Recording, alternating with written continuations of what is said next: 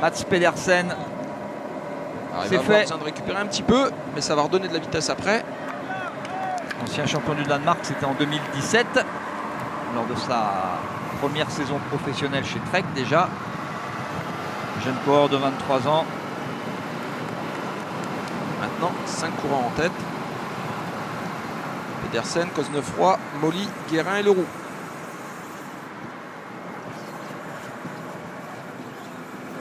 Allez, un nouveau contre derrière, avec encore Rompot, suivi par UAE Emirates, qui protège Alexander Kristoff. Ah, là, c'est un défenseur avec le maillot blanc. Ouais. Moi, je vous dis que le cyclisme, je le répète, hein, c'est pas toujours très évident, mais c'est un sport individuel, évidemment. On est tout seul à pédaler sur son vélo, mais c'est quand même le plus collectif des sports individuels. Parce que là, c'est vraiment, vous l'avez vu, hein, vous l'avez compris, les Bora, les Emirates, ça joue la défensive. Voilà, là, c'est comme s'il le retenait par le maillot. Oui, l'UAE, là, tout simplement, il ne prend pas le relais pour qu'il se fatigue. Et à un moment, il va devoir ralentir. Et comme ça, derrière, Alexander Kristoff n'est pas en difficulté. Et donc, là, quand il court, c'est vraiment principalement pour Alexander Kristoff. Il ne court pas pour son intérêt personnel. Ah, ça vraiment énerve. Pour l'intérêt de l'équipe. Ça énerve. On peut comprendre que ça énerve. Et voilà, c'est Oscar Gatto qui reprend le relais. Alors depuis tout à l'heure, on ne voit pas de Groupama FDJ, ça m'inquiète un petit peu. Est-ce qu'Arnaud Demar n'aurait pas eu un petit problème technique et l'essentiel de l'équipe? Ah, il y en a deux ici. Deux là, oui, mais 3, 4. Il y en a un qui a été distancé tout à l'heure. Ils sont 4. Ça recule un petit peu. Plus de 4 coureurs, c'est vrai que 4, ça veut dire Arnaud Demar, seulement 3 pour le train. Ouais. C'est maigre. Donc après, s'ils prennent la barre à 1,5 km, ça va, mais il ne faut pas la prendre plus loin que ça, parce que sinon ils vont être débordés dans le final. Il y a un énorme travail des Bora. Ouais, les Bora sont très costauds, ils sont encore nombreux. Ils ont aujourd'hui, hein. Mais l'écart 25 secondes toujours, hein, ça ne bouge pas vraiment. On était longtemps à 1 minute, maintenant ça fait un moment où on est 25-30. Je pense que devant Pedersen, il a encore besoin un petit peu de souffler, mais quand il aura récupéré, il va pouvoir remettre un petit peu de vitesse à cette échappée avec Benoît Cosnefroy. Et on verra si les 3 autres coureurs sont capables de remettre le rythme que mettront Cosnefroy et Pedersen.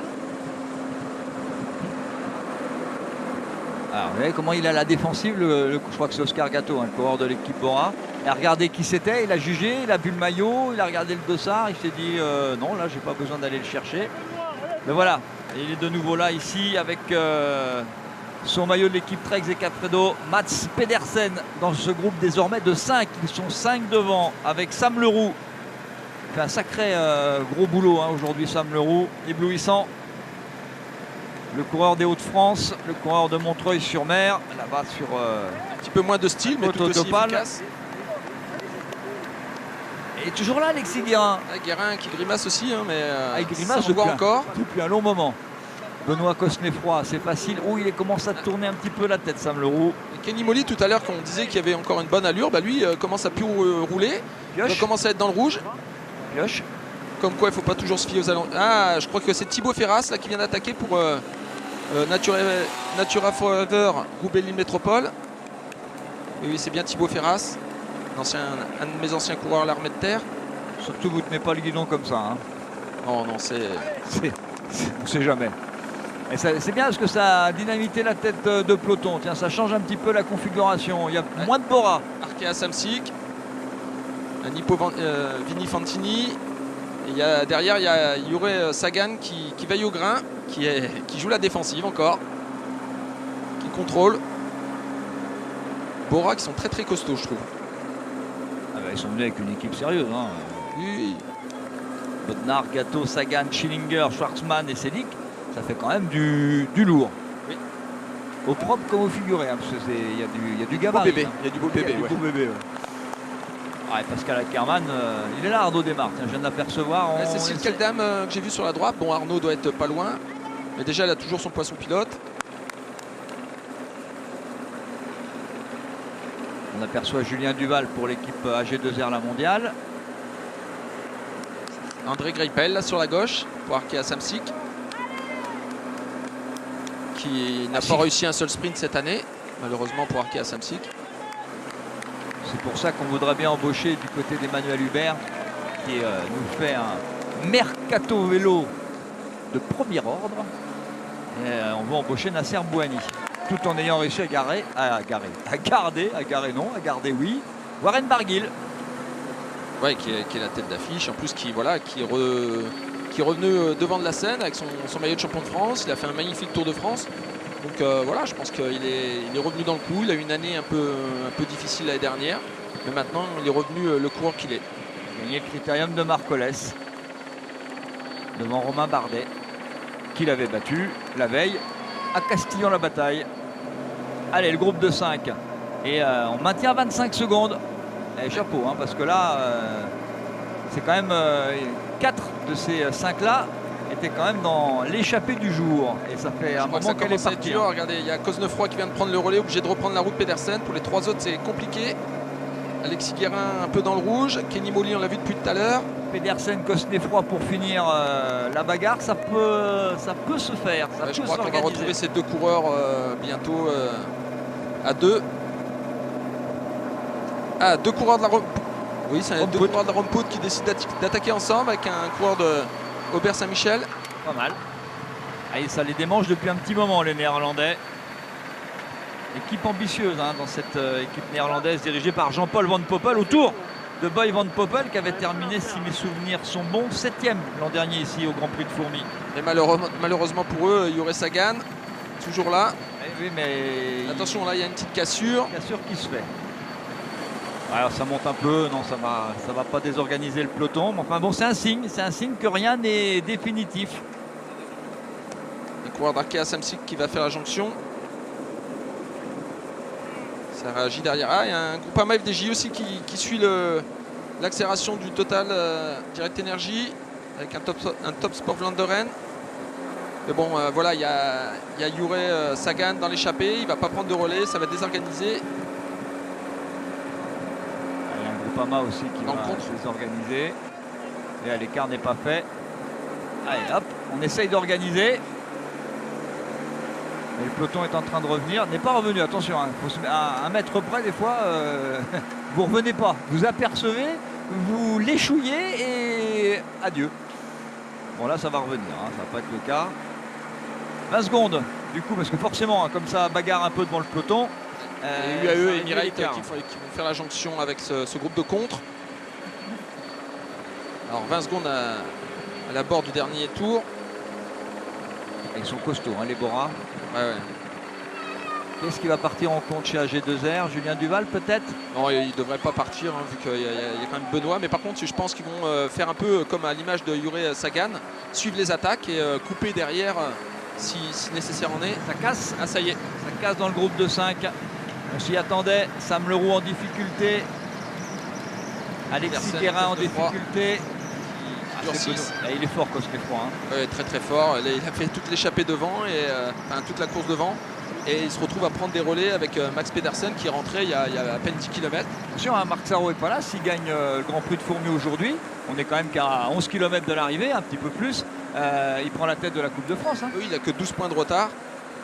Et il marquerait 50 points. Donc là, il se retrouve avec 200 points et Marc Sarro avec 162. On va aller le chercher après. Bon, hein. après, de là à gagner, c'est quand même autre chose. Mais ce serait bien qu'il marque des points pour éventuellement prendre la tête du classement général. Ce serait déjà une bonne opération. Marquer des points, faut pas arriver dans un sprint passif.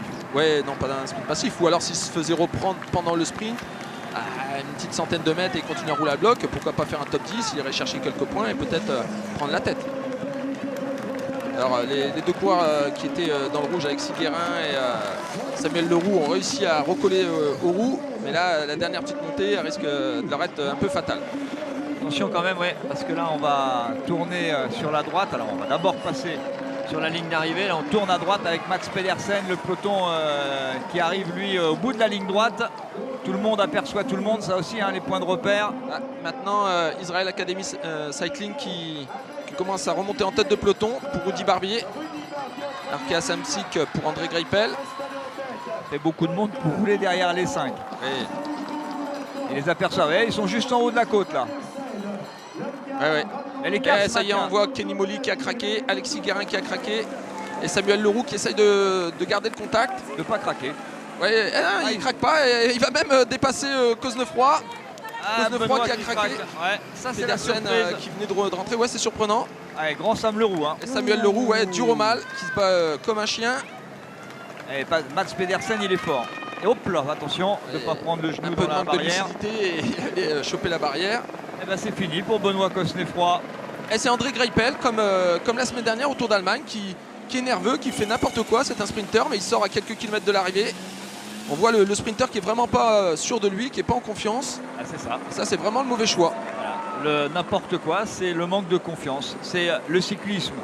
C'est d'abord des jambes, parce que si vous arrêtez de pédaler, le vélo s'arrête, c'est clair.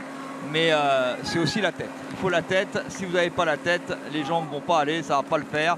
Et au niveau de la stratégie, ça ne le fera pas non plus. Oui, et André Greipel, il n'a rien gagné cette année. Il n'a pas réussi à faire un sprint très correct. C'est la grande déception de l'équipe Arkea Samsic, il faut être honnête. Il a la pression et il veut à tout prix réussir à faire quelque chose. Et du coup, il est nerveux, il prend les mauvaises décisions et il essaye de sortir là, qui est complètement, excusez-moi, mais je vais dire stupide, hein, d'un coureur de son calibre, de sa qualité. Il devrait rester au chaud dans le peloton et vraiment tenter dans le sprint. Même s'il sent que les jambes ne sont pas exceptionnelles, il faut qu'il reprenne confiance en lui. On connaît ses qualités, donc il est capable de gagner un sprint ici. Alors c'est louable quelque part parce que bon, voilà, il a quelqu'un qui le paye pour courir, donc oui. c'est louable par rapport à Emmanuel Hubert, son manager, par rapport à l'équipe Arkea Samsic. Mais ça veut dire aussi malheureusement qu'il sait d'ores et déjà qu'il n'aura pas les jambes pour venir bagarrer avec les meilleurs sprinteurs. Alors que lui, il a gagné sur par exemple les 3 grands tours. 13 victoires d'étape sous le tour si je ne me trompe pas. Donc c'est un coureur il a gagné sur les 3 grands tours. Incroyable. Et de le voir faire cette erreur-là, c'est quand même dommage. Moi, ça me peine de le voir tenter ça à ce moment-là, alors qu'il est capable de gagner ses sprints. Alors là, Bora, toujours aux avant-postes.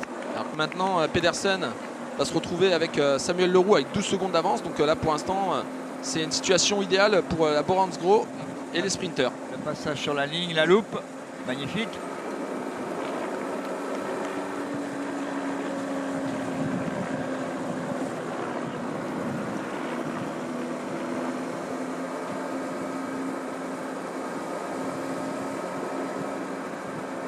Faut y vivre dans le peloton. Hein. Ça, c'est le mollet de Mats Pedersen. Formidable rouleur, hein. C'est un spécialiste du contre-la-montre. Hein. Oui, une bête à rouler. Un contre-la-montre de 8 km quand vous avez déjà 200, un peu moins de 200 km, 197 dans les jambes. Et Sam Leroux, il est pas beau Sam Leroux? Là, Samuel Leroux, là, je peux vous dire que les jambes, ça doit brûler. Pareil, hein, il a fait toute la journée échappée aujourd'hui. Et là, il a réussi à aller rechercher Max Pedersen. Donc, il est en très très bonne forme et il se fait plaisir. Au moins, il est aux avant-postes. C'est un coureur qui va de l'avant. Peut-être qu'il sera récompensé, on ne sait pas encore. Mais au moins, il aura montré qu'il était là et que c'est un sacré guerrier.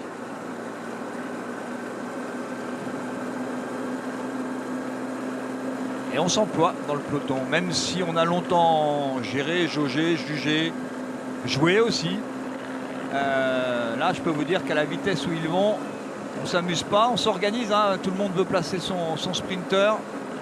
La Arkea Samsic continue à rouler. Je pense que ça va certainement être Clément Rousseau qui va tenter de faire le sprint. Ou le néerlandais Bram Welten, qui est un très très bon sprinter. Mais je ne sais pas sa condition actuellement, s'il est en forme ou pas. Alors, zone de probabilité avec Bram Welten et Clément Rousseau. Natura Forever à droite de la route pour Pierre Barbier notamment. Ouais.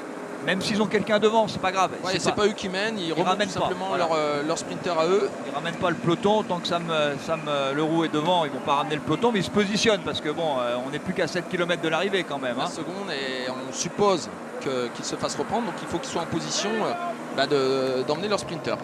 Attention, hein, parce que Mats Pedersen, ça vous parle forcément. C'est quelqu'un qui était parmi les meilleurs espoirs, hein, junior espoir au monde. Hein, c'était adversaire direct de Mathieu Van Der Poel sur la route. Mats Pedersen, il a quand même terminé l'an dernier deuxième du Tour des Flandres, hein, derrière Niki Terpstra. C'est dire la qualité du coureur. Hein. Parce qu'aller faire un podium au Tour des Flandres, il faut être un sacré coursier. Et là, sur 6 km, il peut les tenir. Hein. Bon, il va perdre un petit peu de temps, ça va jouer à la flamme rouge, hein, au kilomètre. 10 secondes, c'est rien, et c'est beaucoup. Normalement, on ne pouvait pas résister, hein, comme ça, mais bon. Là, pour Max Pedersen, si ils étaient ensemble dans le dernier kilomètre, ça va être gênant, parce que là, Samuel Leroux ne doit pas le relayer, parce que je pense qu'il est à fond. Et Max, il doit se dire, zut, j'ai un mec dans la roue, qu'est-ce qu'il vaut? Est-ce qu'il est capable de me sauter le sprint? Ouais, il le connaît pas. C'est qui? Et donc, lui, il va devoir en garder un tout petit peu et c'est pas favorable à ce qu'il aille au bout. Donc, l'idéal, ce serait que si Samuel Leroux arrive à prendre quelques relais, c'est d'en prendre un petit peu pour assurer Max Pedersen à continuer à se livrer complètement.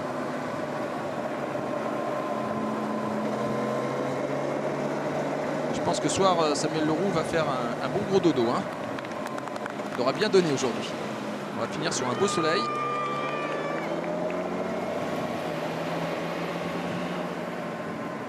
Il a 200 km d'échappée. 200 km devant. Ça use. Surtout qu'au début, ils étaient 9, mais ils sont plus que 2. Hein.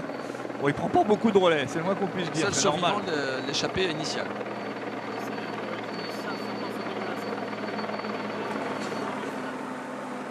Et c'est bien pour l'équipe nordiste. Et toujours le Sagan. Le petit Sagan, le petit frère. Il marche très bien aujourd'hui. Christophe. Julien Duval, toujours là. Il a un peu perturbé le train de la Bora. Avec Pascal Ackermann. Le peloton est vraiment tout près maintenant. Un petit peu moins de 10 secondes, je pense. Et puis bon, là, on sent que ça va de droite à gauche. Hein. Ça dandoline, comme l'on dit, et c'est jamais bon signe. Vue de face.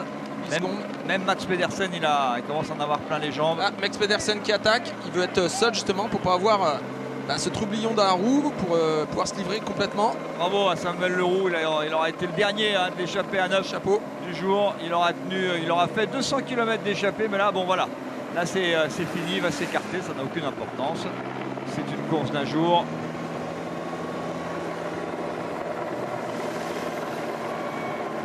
Ah voilà la moto, ouais. Elle ne roulait pas. Toujours 8 secondes. Voilà, avec la descente, ça va pas lui être super favorable parce que le peloton va vraiment prendre de la vitesse. En groupe, comme ça, on va toujours un peu plus vite. Il est en point de mire, donc ça permet de bien régler. Il n'y a pas besoin de faire parler les oreillettes. Bon, on n'a pas le sentiment qu'il a... il a un gros coup de pédale, mais voilà, c'est pas... un Philippe Gilbert qui gagne par exemple sur le Tour d'Espagne il y a quelques jours. On sent tout de suite le coureur qui est capable d'aller au bout. L'impression qu'il coince un peu Mats Pedersen, même si pour l'instant les 8 secondes sont maintenues. Mais bon, ça va s'organiser dans le peloton. Hein. Demar qui a 2 coureurs avec lui et 2 autres un peu plus devant. Donc, ils sont encore 5 pour la Groupama FDJ. Bon, il faudrait se replacer, se regrouper un tout petit peu à 4 km de l'arrivée. Ils sont un tout petit peu loin. Arnaud démarre deuxième l'an dernier ici, derrière Pascal Ackermann. Nicolo Bonifacio est là chez Total Direct Energy, avait fait 4. Alexander Christophe l'an dernier avait fait 6. Boy Van Poppel, je parle de ceux qui sont là chez Rumput, avait fait 7. Et Hugo Hofstetter avait fait 8 chez Cofidis. Et il maintient 7 secondes, il a perdu une seconde. Il reste 4 km. C'est pas mal, mais peut-être qu'il va y arriver. À l'instant même, je mettrais quand même Marseille qui remonte en portefeuille sur la terre. Ils ont toujours Valdas Siskevicius. Ils ont toujours plein de bons coureurs dans cette équipe d'Elco Marseille. Vraiment une équipe sympa. L'équipe d'Andy Flickinger, dirigée aujourd'hui par Kevin Rinaldi. Et il aura fait du boulot, Sagan. Le petit Sagan. 8 secondes, et il faut revenir. Si vous vous mettez, alors si vous laissez Sagan faire tout seul, à 1 contre 1, Mats Pedersen il est plus fort. Ça, c'est une certitude. Ça Juré, ça serait Peter peut-être pas, mais là c'est Juré. Peter, forcément, si vous prenez le haut du peloton, le haut du top mondial. Mais non, c'est le petit frère. Et il marche très très bien aujourd'hui. Il a souvent accompagné les attaques, il a roulé avant, et il est encore là dans le final, donc il est très en forme. Je pense que même s'il est protégé par le championnat du monde pour essayer de donner un coup de main au frangin, à mon avis. Pas facile le Yorkshire. Ouais, je pense que c'est un peu compliqué pour Peter, mais bon. 5 secondes. Je vous l'ai dit, la flamme rouge. Et après 1 kilomètre pour s'organiser. Il y en a quelques-uns qui coincent. La fin pour lui. Il n'a pas chômé. 3 secondes, voilà. Peut-être même pas. Si, à la flamme. Parce que les Boras s'organisent. Enfin, c'est un moment qu'ils sont organisés. On pourra dire que si Pascal Ackermann gagne, on pourra dire que c'est la victoire de la Bora Hansgrohe. là c'est clair, un gros travail aujourd'hui pour la Bora. Ah, Groupama FDJ il y en a un qui met une attaque, c'est surprenant. Peut-être qu'Arnaud Desmar a donné des signes. Ouais, faut peut-être croire que Arnaud a dit qu'il était peut-être pas si bien que ça pour qu'il y ait un coureur de la Groupama FDJ qui attaque. Attention à la petit écart là, ça serpente. Attention de ne pas aller par terre avec le trottoir à droite. Et il aura tenu presque jusqu'au bout Mats Pedersen. Il ne va pas lui manquer grand chose, mais ça va lui manquer.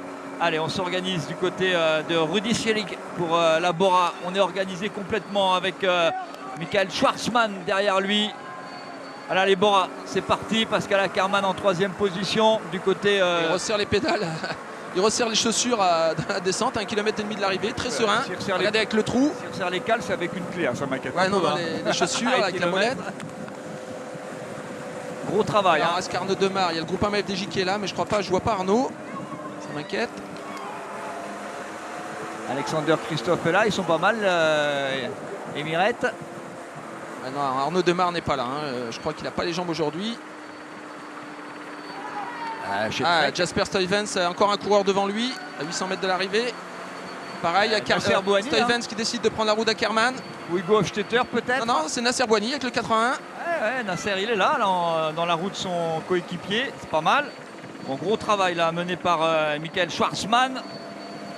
Stuyvens qui a son coéquipier juste devant lui, il est en situation idéale avec un autre coéquipier encore devant. On va avoir un sprint de première main comme prévu avec un petit peu moins de monde, pas tous les sprinteurs. On cherche Pascal Ackermann, Alexander Christophe est là. Le sprint est lancé pour la Cofidis. Il est un peu loin Nasser. Hugo Hofstetter qui... Oh là là, Nasser qui a failli tomber. Oh là là, chute Nasser Bouhanni. Bouhanni par terre, Adelko par terre, ça perturbe un petit peu le sprint. Pascal Ackermann va être le plus fort. Pascal Ackermann est le plus fort, oui. La main. Comme hier, comme l'an dernier, Pascal Ackermann qui doit devancer le jeune Jasper Philipsen, le coureur belge de l'équipe Emirette, qui est venu remplacer dans le sprint. Pascal Ackermann, a wonderful sprint for you, and 1 year more you are the winner here. Yeah, it was a really hard race for my teammates. I really feel sorry for them with that many attacks in the final 50Ks, and I really have to say thank you to my guys. Yeah, because today it's a very strong job of your team. Yeah, also yesterday I think we showed up that we are one of the strongest teams in the peloton, and yeah, my teammates did an amazing job today. This year is for you a dream, no? Yeah, it's better than last year. Now it was my 10th victory. Last year I had 9, and I hope they will follow some more this year. We see you for the World Championship. I hope I showed up that I'm in a good shape, and now I hope the national team will take me there. One more, congrats. Et ils ont vraiment fait un travail extraordinaire. Donc Philipsen, Boy Van Poppel et Edwin Avila Vanegas.